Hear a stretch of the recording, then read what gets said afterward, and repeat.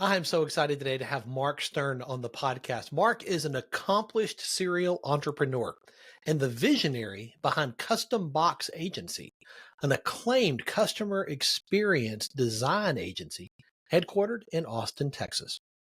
Mark's extensive expertise and strategic acumen were showcased in Joey Coleman's renowned book, Never Lose an Employee Again.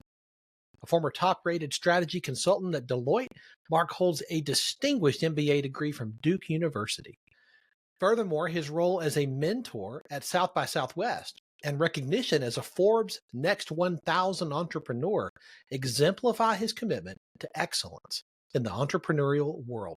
Mark, I'm so glad you're here. Thanks for being on the show. I'm thrilled to be here. It's good seeing you again as well. So ready for today's podcast. Excited for this. It's going to be a great conversation. I've been looking forward to this. Yes.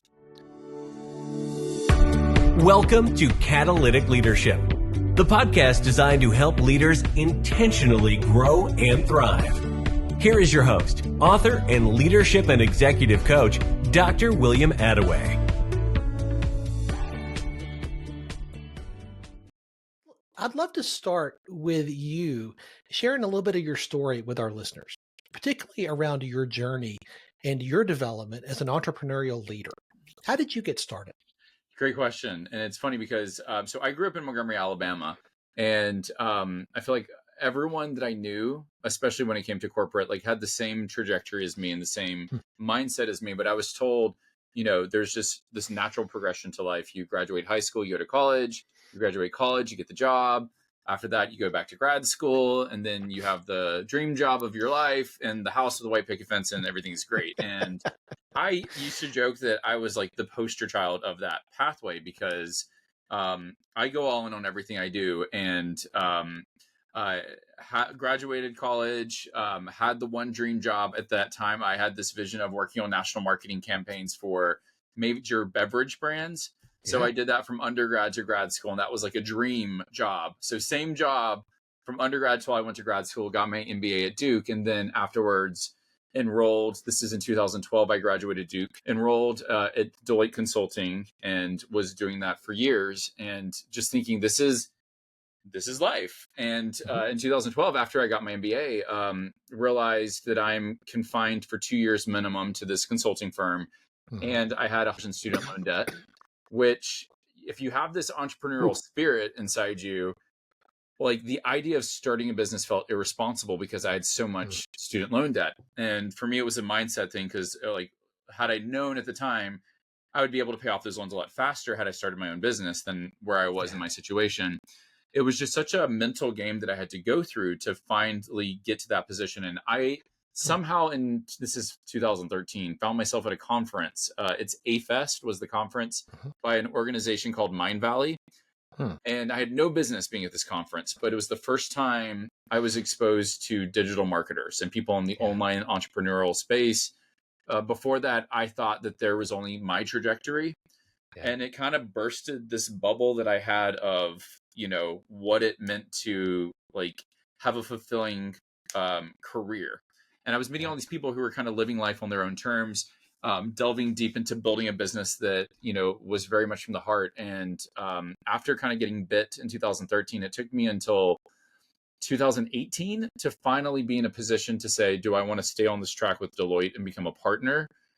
Or do I want to venture out to the unknown and explore, this itch I've had for so many years to start my own business? And so that was kind of the big leap was, I kind of had this moment at the end of 2017 that was, I don't know, the sensation that if I stay in this corporate job, it would kill me. Because if you know that lifestyle, you're living in airplanes, you're living in hotels every day of the week, and it's just rinse and repeat for 6 years straight. And it spooked me enough to say, I have no idea what business I want to start. I have no idea what I want to do as an entrepreneur. But when I release the mental capacity of what is, my full focus in corporate America, I'd free up the mental capacity to figure out what it is that I wanted to do. And that started this journey of, exploration into what ultimately has manifested into Custom Box Agency. It all started with what are the things in the online space that drive me nuts?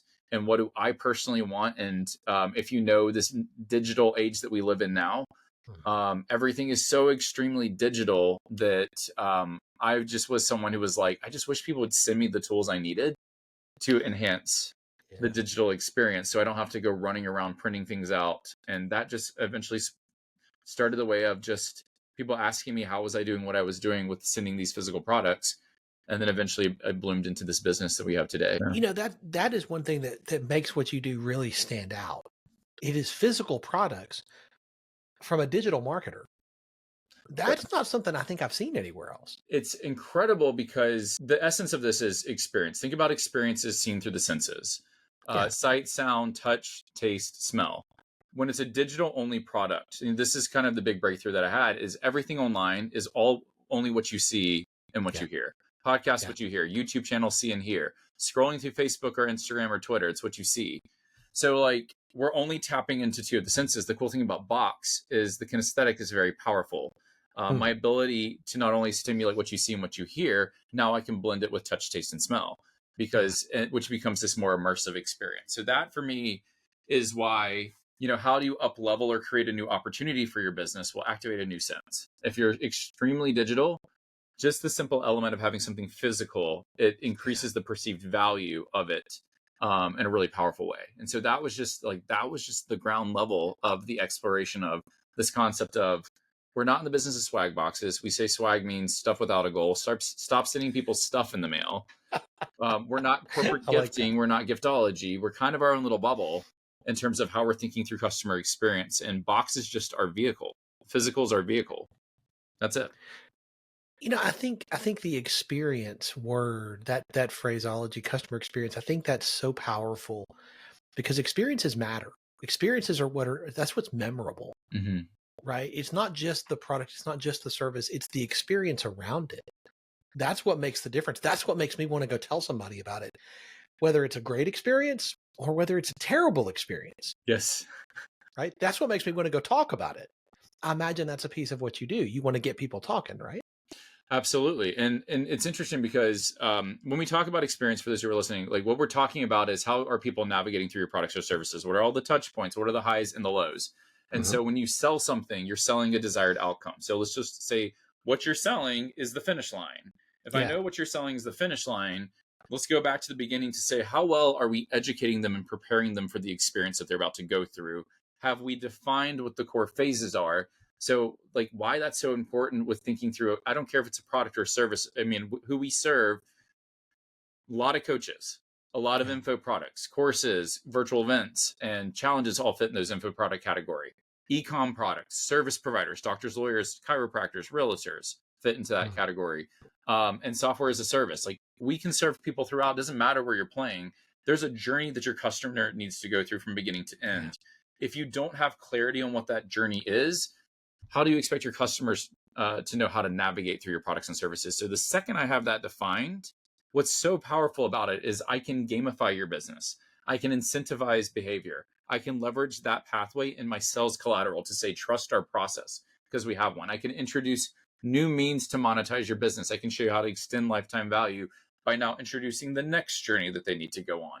But the intentionality behind it is just so powerful. The second you define your customer journey, you can do anything. Like it's such a pathway to unlocking lifetime value, locking in culture, celebrating people at milestones. So that's kind of why I anchor so much on that journey and that experience. And I mean, the sky's the limit once you have that, because we love gamification. We love, so a lot of things are like, how do you build Easter eggs into an experience that you may get a box that complements something digital, but you think it's one thing, but the deeper you get into it, it starts to reveal that it's actually something else. So all these are ways that get people starting to talk about it, because we've even built boxes. Right now we have a client, we're building a box with a false bottom. So imagine getting this box thinking it's one experience, and at a different point, it has you break apart the box that reveals a whole nother part of the journey. It creates something that is a little bit more buzzworthy and different than a box is just a box. No, we don't see a box as a box. We see a box as the container for the experience, a container to hold your story. It can be whatever you want it to be. I love that you help people understand that journey metaphor. I think this is one thing that a lot of people that I talk to, they have a product or a service, and what you do, I think is attractive and compelling, but they're like, yeah, but I don't really have a journey. And that's what you help people do. You help them to understand and define that journey, right? And is this something people come to you already with, or do people come to you sometimes not even understanding what that journey looks like yet? I would say more often than not, they think they know they have a journey, but then the more we delve into it. So my goal is never to That's pivot good. a client. It's to show you what's possible. But Mm, I love to be able just to show you, because we've had many clients. It's not uncommon that they've been working on a vision for the last 6 months and then in one day. Because for me, when you come into our offices and do a full day workshop, I don't want to learn about your business at the workshop. I want to learn about your business before the workshop. We want to go through right. your product or service before the workshop. If you have a book, we're going to read your book before the workshop, because when we get to the workshop, I want to be able to hit the ground running. And That's good. so that is why and that's what's, I think, for us, is that anyone can do this. If you just take a little time and study your clients, it Uh-huh. goes such a far way in terms of just how you show up, how you serve, the relationship building potential. So Mhm. this is why, like, for clients, you don't have to have all the answers to your customer journey, but I can't build a box experience without it. And so this is why we quickly guide you through a process to be able to tease that out. And I would say for me, it's my favorite part, because it's Mhm. like eating candy. Like, the more that I just can understand what you're trying to achieve, I can help you Yeah. realize what that journey can be. So you talked about the transition from corporate and making that leap into the entrepreneurial world. And I'm listening to you describe what you do. So often I find entrepreneurs, when they take that step, make that leap, often they recreate what they left. They recreate a lot of the same systems, processes, pace that they left, inadvertently, unintentionally, but they recreate it. You seem to be a pretty big exception to that. I don't see what you are doing now, and hearing you describe it, this does not sound like what you left. It sounds like you have created the company that you wanted to work with, clients that you want to work with. This is the environment you want to live in. Would that be accurate? It's so interesting. I mean, the way that you put that, I think, is fascinating that you said it that way. I go back and forth because um, from undergrad to grad school, what I did was what's called experiential marketing. Mhm. And that was all, how do you build an experience? So the products we worked with were like Absolute Vodka, Jameson Whiskey, Malibu Rum. Mhm. How do we build an experience around a bottle? Right. And before people think, oh gosh, alcohol, like, it was the most socially responsible people that you'll ever meet, because if you deal with a product like with that has risk, the Yeah. people that work in those environments with around the product have to be incredibly responsible about it. But thinking through experience around that, I think that there's always been this element of experience. And when I was in college and grad school, I always did student government. Mhm. And through that, it was all about building an experience to bring the student body together. And the same thing, even when I was at Deloitte, a lot of what we focused on was like, what was the member experience? Because I worked with a fitness club, I worked with a major retailer. What's the retail experience of the future? So experience has inadvertently been this kind of theme throughout my life, but never did I think that would translate with the boxes. Had you told me I would have a business in boxes, I would have said you lost your mind. But the biggest shift, I would say, from those two worlds was, and I think you and I talked about this last time we connected, it was a breakthrough when I had the realization of, like, I have all the skills from corporate America and now I'm becoming an entrepreneur. And I felt like I was a high performer in that world. And then I came and started the entrepreneur world, and I'm like, I'm a high performer over here. Oh, this is going to translate great. And I fell flat on my face. Mm. And was just like, why is this the same? Because I came from a world that being a generalist, being good at everything was Yeah. celebrated. As an entrepreneur, being good at everything is not celebrated. Being known for something that is something that makes it easy for people to identify you and what you do is something that is valued a lot more in this game. And Mhm. and the realization I had was, and this is when things started to change for me, was this idea of entrepreneurship versus corporate America is like checkers versus chess.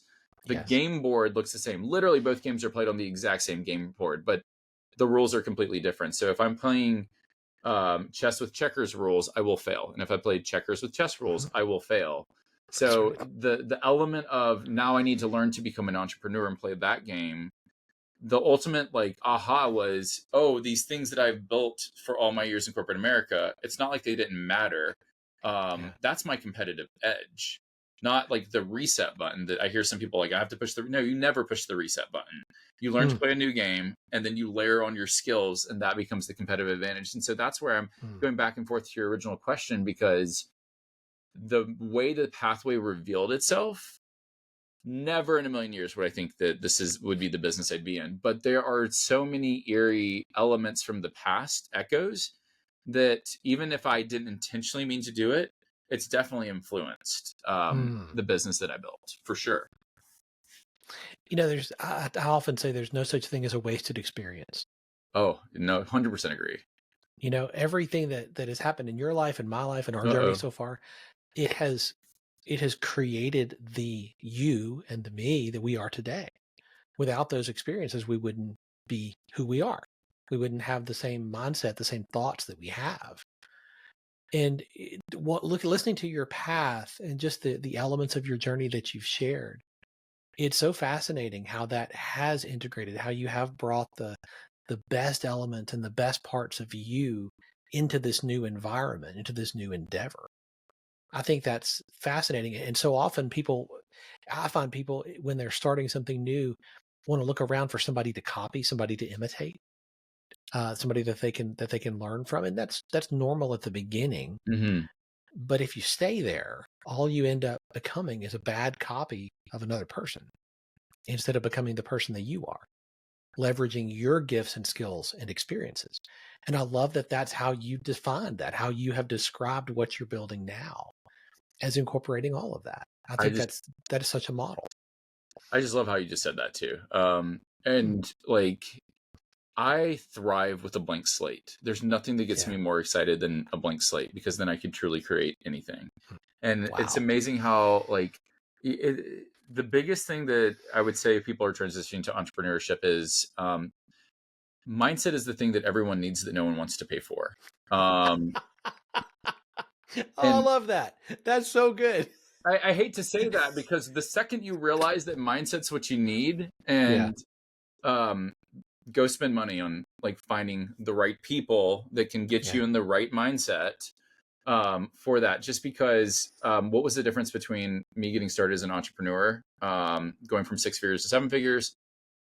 It wasn't having more process. It wasn't having more Mhm. structure. To me, it was, am I thinking about my business? Am I thinking about my team Mhm. the way, in a way that is like thinking it from a 7 figure mindset? And then now it's the same thing as we're growing this like multi 7 figure agency to 8 figures and hopefully beyond.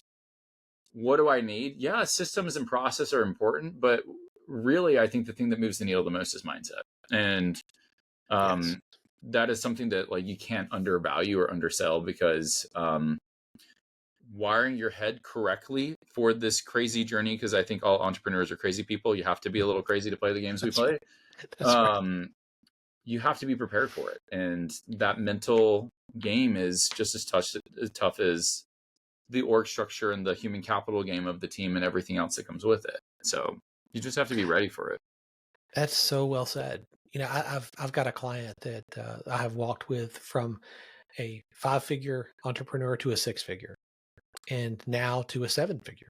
Wow. And as we're staring at 8 figures, the drum that I keep beating as we walk through this journey together, I keep telling him and encouraging him and saying, hey, look, it's like Marshall Goldsmith says, what got you here is not going to get you there. You cannot have the same mindset with 5 and 6 figures that you have with 7. It's a different way of looking at the world. It's a different mindset. You have to change. And you will not have the same mindset with 7 that you will with 8. And the time to build it is now, because if you wait until you're in it to try to build it, it's too late. Mm-hmm. You have to prepare now for the opportunities that you will have then. But man, that's a hard lesson if you've not encountered it before. And so often, particularly entrepreneurs, I think, want to try to build it while they're flying it. Oh yes, they do. And I I'm get so that. not that. I totally get it. And I'm so not.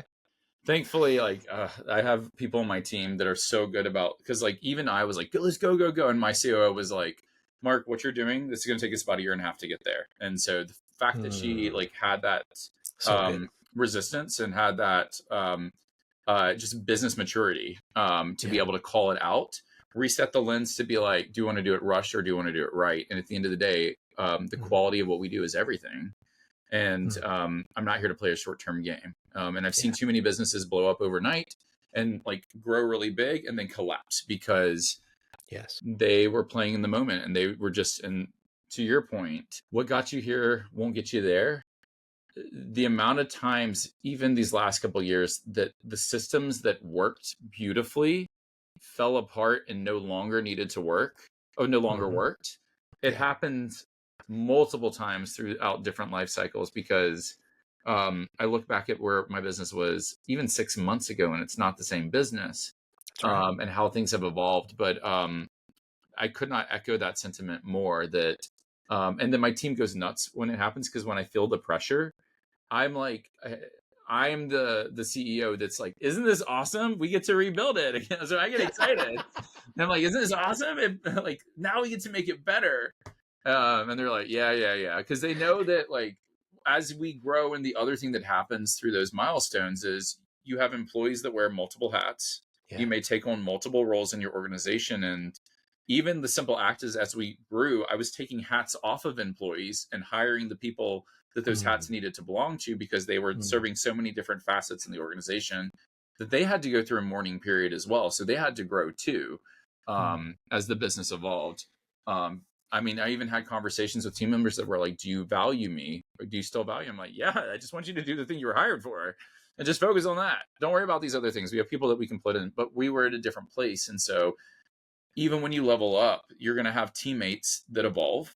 You're going to have teammates that were awesome at certain milestones in your business that aren't leveling up. And it's okay to say, you know, thank you for all that you contributed at this chapter. But if they're not evolving at the same level of the business, then there's the risk that they may be holding back people in their department or their team. And it's okay to let them go, because you may be doing them the best blessing. Because if they're not happy and the business is not, and they're no longer a good fit for the business, putting them in a place that they would be happier could be the greatest gift you give them. And so that's just like the mental game of growing a business that no one really coached me through or warned me about, other than me witnessing it firsthand from other people or going through it through my own journey. That's really well said. I think the pace of change is not slowing down. And what you're describing, that your business is not the same business it was 6 months or a year ago. No, you're not the same leader you were 6 months or a year ago.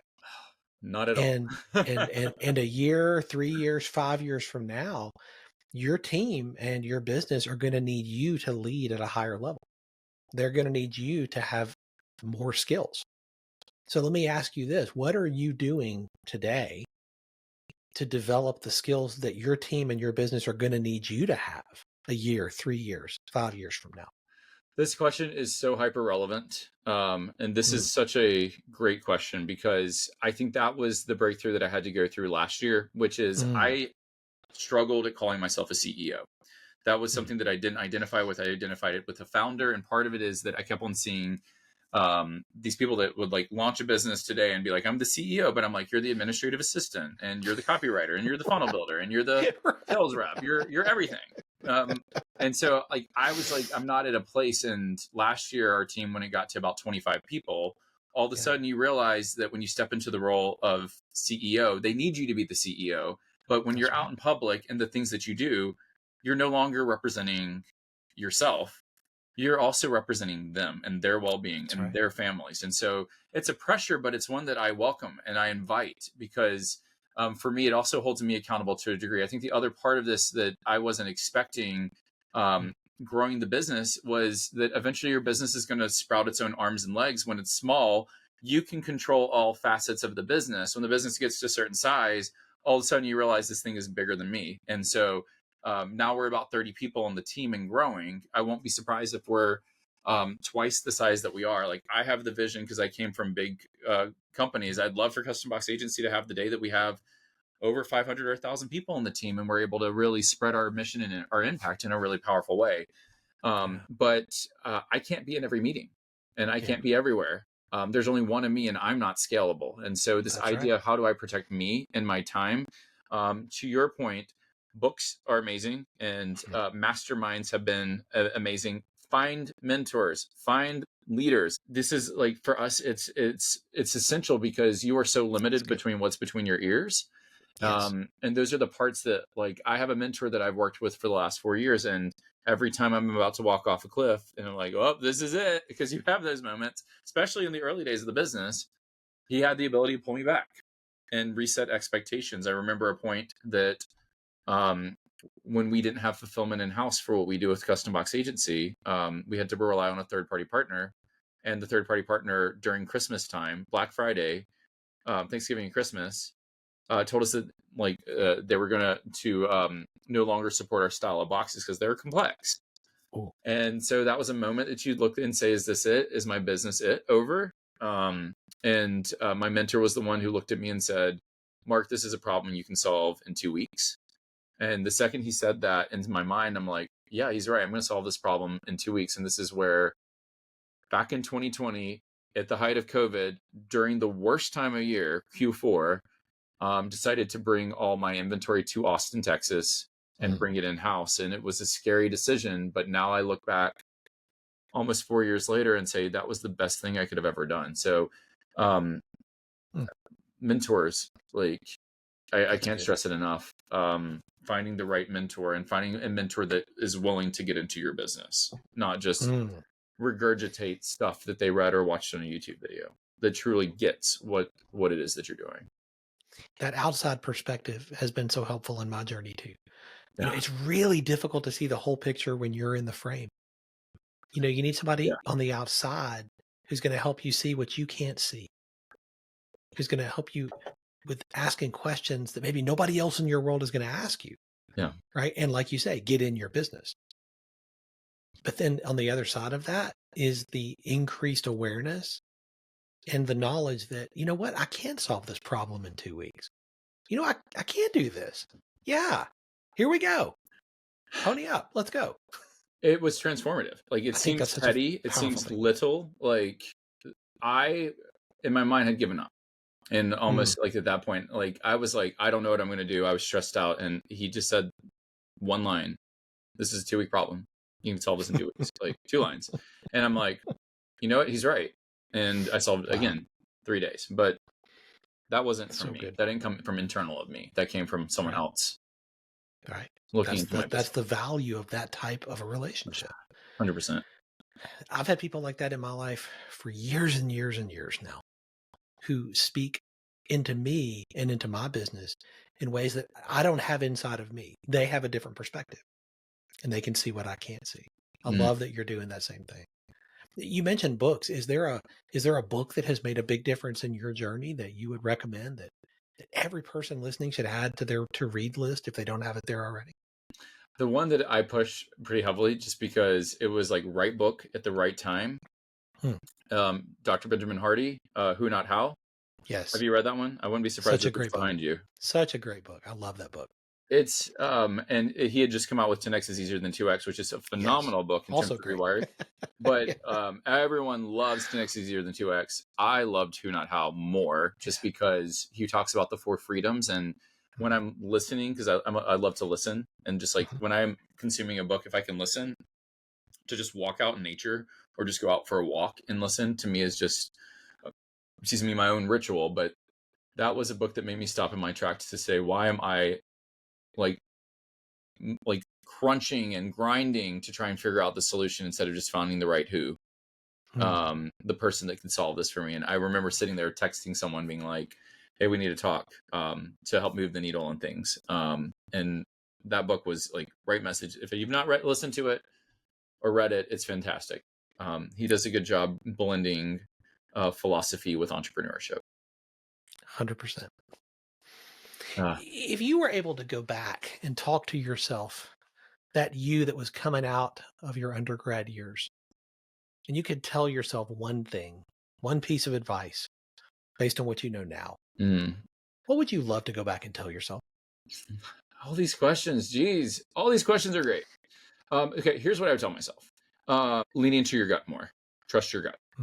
And I say that because corporate America, especially when you work for a company like Deloitte, corporate consulting firm, they make you suspend your gut reaction and you have to back everything up by data. What does the data say? What's the data telling us? And I do agree with that it's important to do it, but I think there's still a balance that exists. Yes. That is more than just what does the data say, because data can be skewed, data can be flawed. I can't tell you how often we've presented data, been told, I don't agree with this recommendation, and our response is, then show me better data. Like, you show me better data, I can make a better recommendation. But it didn't matter about the heart and what your gut is saying and leaning into that intuition a little bit more. As an entrepreneur, the amount of times that logically an offer has come across the table that I'm like, logically, it makes sense. But there's something that is resistant that is saying, don't do it. And there's something that you just have to trust your intuition. Every time I've leaned into my intuition, it has been spot on. It has never misguided me. But to exercise that was an effort. So, I mean, that would be my biggest advice, is just to say, like, go through life, and just like trust your gut, because even if it's an amazing opportunity, but your gut feels resistance in some capacity, try and diagnose it. But at the end of the day, if you need to let it go, let it go. Don't worry about it. There will be new opportunities. And then just holding a belief around, if something big did not happen the way it was right now, something that you were looking forward to, an outcome that you were hoping would happen, understand that there's something bigger on the other side to keep pushing through. So we all feel resistance in our lives in some capacity. I'm always like, when you feel those milestones that hold you back and kind of knock the breath out of you, I feel like it's just like the universe saying, okay, here's a challenge we're putting in front of you. Are you going to give up, or are you going to push through? And I'm just a believer that when you push through, there's something amazing on the other side. But so many people give up before they can see what's on the other side. And I see that with business owners, is that before they actually give a business the chance to be successful, they give up. And I'm like, you barely gave this the arms and legs it needed to see what it could become, because people in the online in the entrepreneurial space are very reactionary, very fast, and then they kill things and build new things so quickly that they don't even let the things in front of them sprout arms and legs. I imagine there are people listening who love this idea of integrating your type of marketing, this experiential marketing, into their strategy, into what they do, but they don't know where to start. They don't even know where to begin. Is there any advice that you would give them? Yeah, the biggest thing that I would say at the beginning is, when you need clarity on what the desired outcome is. Like, what is a desired outcome? And then, more importantly, don't see a lot of people doing this, but this is something that's equally important. What does success look like? Can you define success for me? So I could say, here's the outcome that you're going to receive. You'll lose 20 pounds, but what's truly, like, what does success look like? And defining success for your customer or for your client is just as important as having clarity on the outcome. So what happens is, I see a lot of people navigate through programs, but they don't know if, when they've completed it, were they successful? And the cool thing about defining success is it could be done being very literally. It could be done where you work with them to set what success looks like, but now you have a black and white metric to say, did I achieve this? So that's kind of where I start. Is it's always the back anchor with customer experience or customer journey. Then we go to the front and say, what does onboarding look like? What does the start here element look like? I mean, the way to think about it is, before you take off in flight, you go through the safety precautions. It's preparing you and educating you before the experience. When you go to school, university, you do an orientation week to help you navigate the experience that you're about to go through. There are all these elements in life that there's an onboarding. If you play a video game, it teaches you how to play the video game. If you play a board game, you have to read the rules so you know how to play the board game. Are we doing the same thing in our business on the front end, on the onboarding or the start here component that is preparing them for the journey that they're about to take? Are we just kind of throwing them in the fire, just hoping that they figure it out? So getting clear on, let me tell you the journey you're about to take. Let me remind you of the tools and resources and reinforce the benefits as to why you're doing this. Really getting crystal clear on that onboarding process. Don't rush it, because for a lot of people, what happens with attrition and people refunding in the first 30 days or canceling in the first 30 days is, if they feel overwhelmed because there's not a clearly defined onboarding process, they're going to feel like a failure. If someone feels like a failure, ultimately they're going to want to leave or hide, because they don't want to have the shame. It's easier for me to escape this or ask for a refund or just disappear than to try and figure out how to do it. So that's kind of where We get clear on the ending and what success looks like. We go back to the beginning, make sure that the onboarding is there, or a clear start here to get them onboarded with what journey they're about to start. And then I like to chunk it up into phases. And we do the same exercise with the phases. If you have a series of 5 phases to get to an outcome, the benefit of that is if I know you're in phase 1 and you transition to phase 2, I can say without a shadow of a doubt that you've gone through a transformation, because you're no longer in start here. You're no longer in phase 1. You're now in phase 2, and you're that much closer to the outcome. So then having that 10,000 foot view of taking me from the beginning to the end with those phases, that is kind of where I would say get started and just look at that process. For every phase, I like to define what success looks like at the end of the phase. What do I need to accomplish by the end of phase 1 to know without a shadow of a doubt I'm done with phase 1 and ready for phase 2? So now it's the micro steps getting to the macro outcome.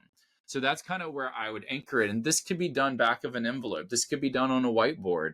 I'm not looking to go too detailed, but once you have that framework, then the magic can happen, because then I could start to build process or structure around each of the phases to get to that outcome. But I now have a clear journey that I can guide people through. So that's kind of where I would tell people is start with the end, go to the beginning, and then define. It could be 5 phases, it could be 4, it could be 10. It could be a part 1 and a part 2 that has multiple phases. However you structure it, keep it simple and let people just feel. And the cool thing about phases is it shows movement. If you completed phase 1 and phase 2, you're no longer in phase 1, you're one step closer. If you completed phase 2 and now in phase 3, then it becomes these micro jumps that people need to get to. And before they know it, they've achieved the outcome. Mark, this has been fascinating. Every time we talk, I walk away wanting the conversation to be longer. Yeah. Because I learned so much. I'm so grateful for your willingness to share so generously today. Oh, thank you. This has been a blast. So I really appreciate you. And I love what you're doing with your community too. So thank you. Well, I always appreciate that. I know folks are going to want to stay connected with you and continue to learn from you. What is the best way for them to do that? Oh, thank you. 2 ways. They can go to customboxagency.com. You can sign up for a free consultation with a member of our team. There's a little form at the top right-hand corner. Or you can just reach out to me directly on Facebook. Just find me on Mark Stern and send me a message. I love to hear what people are up to. Fantastic. Yeah. Mark, thank you again. Thank you. Yes. Thanks for joining me for this episode today. As we wrap up, I'd love for you to do 2 things. First, subscribe to this podcast so you don't miss an episode. And if you find value here, I'd love it if you would rate it and review it. That really does make a difference in helping other people to discover this podcast. Second, if you don't have a copy of my newest book, Catalytic Leadership, I'd love to put a copy in your hands. If you go to catalyticleadershipbook.com, you can get a copy for free. Just pay the shipping so I can get it to you, and we'll get one right out. My goal is to put this into the hands of as many leaders as possible. This book captures principles that I've learned in 20 plus years of coaching leaders in the entrepreneurial space, in business, government, nonprofits, education, and the local church. You can also connect with me on LinkedIn to keep up with what I'm currently learning and thinking about. And if you're ready to take a next step with a coach to help you intentionally grow and thrive as a leader, I'd be honored to help you. Just go to catalyticleadership.net to book a call with me. Stay tuned for our next episode next week. Until then, as always, leaders, choose to be catalytic. Thanks for listening to Catalytic Leadership with Dr. William Attaway. Be sure to subscribe wherever you listen to podcasts so you don't miss the next episode. Want more? Go to catalyticleadership.net.